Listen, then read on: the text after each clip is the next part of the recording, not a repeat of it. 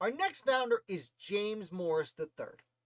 James Morris III is not related to the famous Morris family of New Jersey.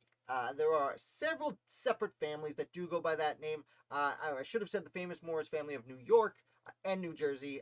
They are more popular, more famous. Now, James Morris III was from Connecticut, and he was lower level. He did want to become a minister, and he goes to Yale to pursue this dream. Unfortunately, that never comes into action because while as soon as he graduates college in 1775. So a few weeks after the Battle of Lexington and Concord, right about the time there's a Battle of Bunker Hill, he graduates college. Because he had a degree, he was asked to be an officer, an ensign, which I know I mispronounced, ensign, in the the Connecticut militia.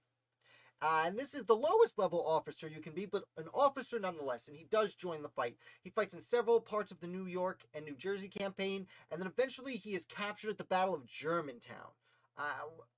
This is not great because he ends up spending the next 4 years, plus 4.5 years, in the British custody.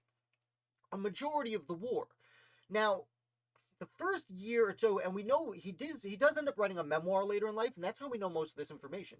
So the first year or so, he's actually kept in deplorable conditions in Philadelphia, and he doesn't have a bed to sleep on. He doesn't have windows. He's in a cold, dark cell, sleeping on the floor. He's very fortunate. His health does not take a turn for the worse, but he's very nice to his captors.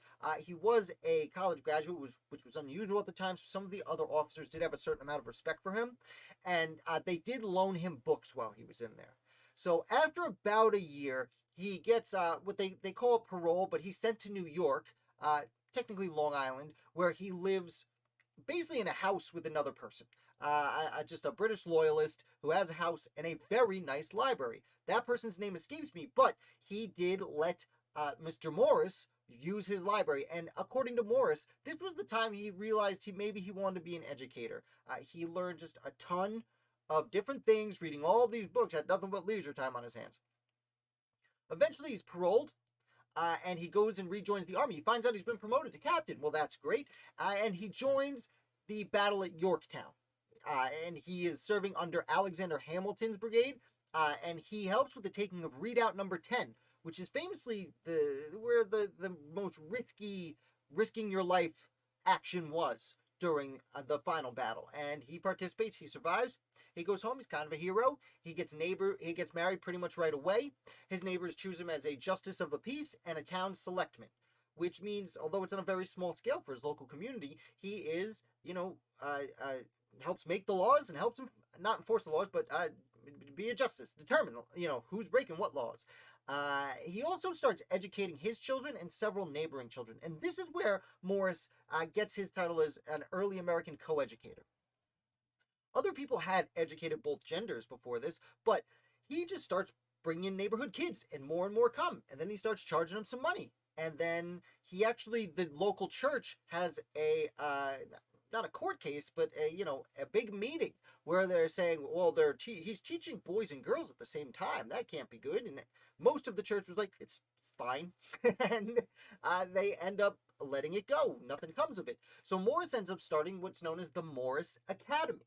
And the Morris Academy would eventually, a few years later, actually built a school. They built a separate building for Morris to bring in these children to educate. And they did. And that school was open well past his death until the 1880s. It was open almost a century before it shut down. And it was really the first one that successfully taught both boys and girls at the same time. Again, fairly controversial at the time. Not only giving girls a boy's education, but actually teaching them in the same rooms. That wouldn't be common for another century, about the time the school closed down. And he does this. Now, I should note, he has a bunch of kids, and he gets sick at one point between the two kids, and a neighbor comes to help him and his family while he's sick. That neighbor had a 5-year-old daughter. 30 years later, when Morris's wife dies, that 5-year-old daughter would be approaching her 30s and actually become Morris's second wife. I know he sounds like a cool guy. We've been talking about a lot of cool things. That's a little iffy.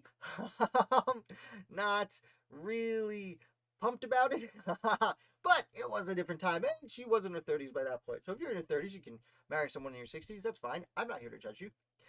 So that is a bit about Morse. I see Paul Revere Misfit popping in here saying it was a loyalist named Mr. Clarkson. Thank you, Paul Revere. Mr. Clarkson was the name of the loyalist. And that is James Morris. A very brief summary of James Morris.